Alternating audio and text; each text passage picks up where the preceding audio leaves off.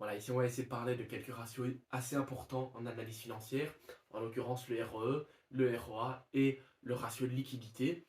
On va essayer de comprendre comment former tous ces ratios, parce qu'au-delà de la formule, ce qui est intéressant, c'est savoir comment ils sont constitués, parce que c'est typiquement le genre de choses où ça ne sert à rien de retenir la formule, parce qu'on peut retomber sur nos pattes avec un peu de logique et de l'huile de coude. Et on va surtout essayer de comprendre les failles de ces ratios. Parce que si un tel ratio est bon, ça ne veut pas d'office dire que tout se passe bien dans la société à ce niveau-là. On peut avoir certaines choses dans le calcul qui sont trompeuses. Alors on va commencer ici avec le ROE et le ROA. En l'occurrence, le ROE, c'est donc le Return on Equity, c'est le taux de rentabilité des fonds propres, c'est donc le rendement des fonds propres. Le ROA, c'est Return on Assets, ça c'est la rentabilité des actifs. Alors on voit qu'en fait le ROE est constitué du ROA. Hein, donc comme ça, le ROA, on peut plus ou moins l'oublier et juste se concentrer sur le ROE et surtout sur ses différentes composantes. Bon, le ROE, il est donc composé de trois points. Le premier point, c'est la rentabilité commerciale. Le deuxième, c'est la rotation des actifs. Et le troisième, le levier de financement, donc en fait l'endettement. L'idée, elle est de se dire tout d'abord, donc la rentabilité commerciale, on la calcule en prenant le bénéfice net qu'on va diviser par le chiffre d'affaires. La rotation des actifs, ça va être le chiffre d'affaires qu'on va diviser par l'actif total, un actif total de notre bilan. Et le levier financier, eh bien, c'est l'actif total qu'on va diviser par les fonds propres. Alors, assez simplement, on réfléchit ici, on se dit, tiens, c'est le rendement de nos fonds propres.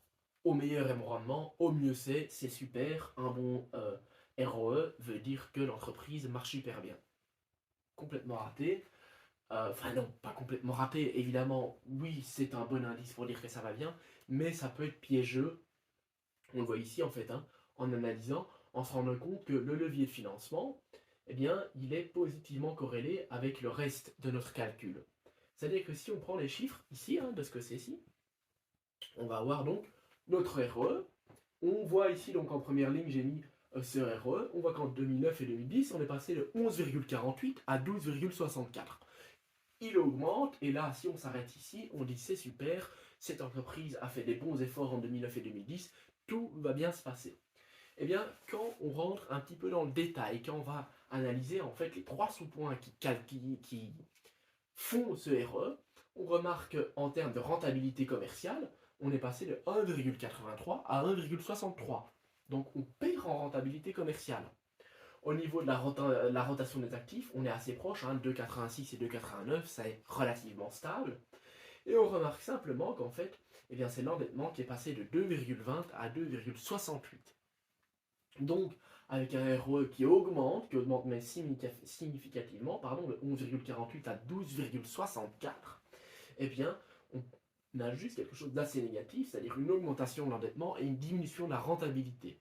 Donc, il faut qu'on se méfie de ce ROE, et en fait, en général, il faut qu'on se méfie des ratios. Il faut réfléchir et pas uniquement s'arrêter au fait de dire le ratio est bon, le ratio a augmenté, donc c'est que tout va bien. Alors, le ROA, on ne s'est pas attardé dessus parce que simplement le ROA, c'est un rapport entre la rentabilité commerciale et la rotation des actifs.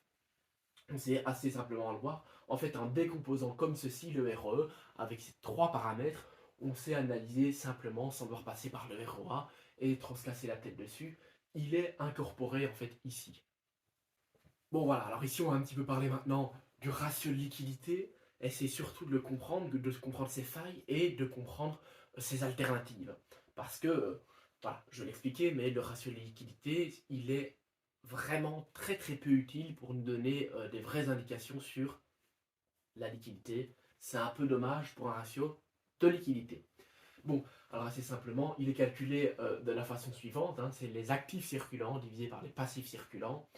Euh, et alors comme ça, on se dit, mais tiens, mais si, c'est plutôt bien pour la liquidité, en fait, parce que, pour rappeler, la liquidité, c'est la capacité à faire face à toutes les dettes qu'on a en fonction de leurs échéances. Bon, alors, en fait, comment est-ce qu'on va se rendre compte que ce ratio liquidité, il est un peu pourri? C'est en regardant le fonds de roulement net. En fait, le fonds de roulement net, c'est l'actif circulant moins le passif circulant.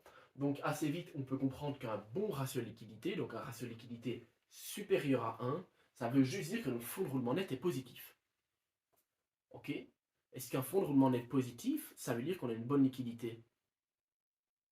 Pas forcément, et on va voir ça ici. Bon. On peut calculer autrement notre fonds de roulement net que simplement actif circulant sur passif circulant.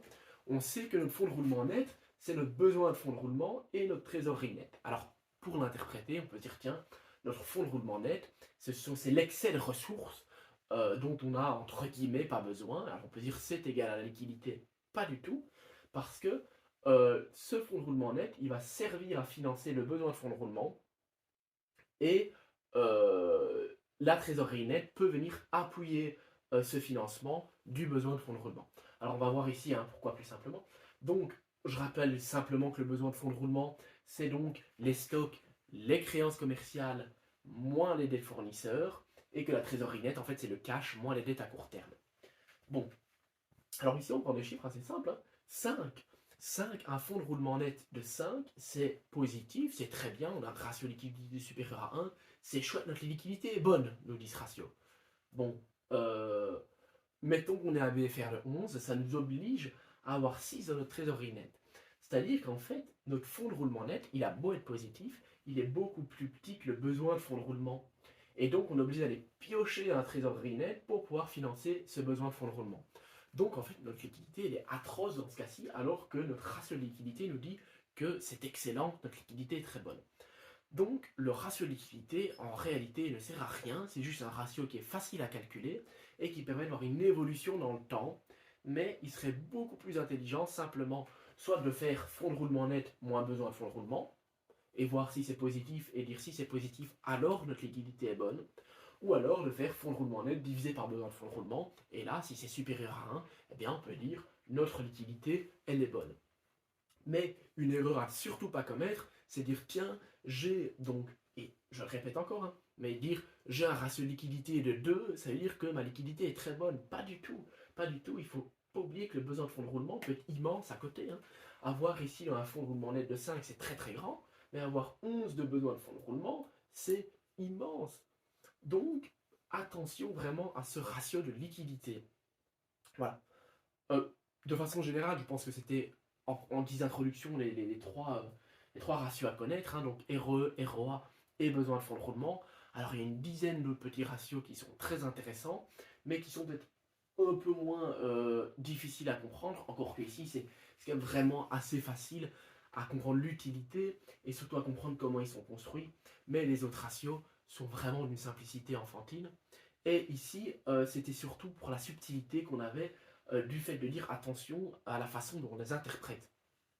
C'est surtout ça en fait, en réalité, l'intérêt de cette vidéo, c'est d'essayer de se méfier et de voir qu'on a des pièges derrière certains ratios et que c'est parce qu'on a un ratio de liquidité qui est bon que notre trésorerie est forcément bonne et que notre liquidité est intéressante.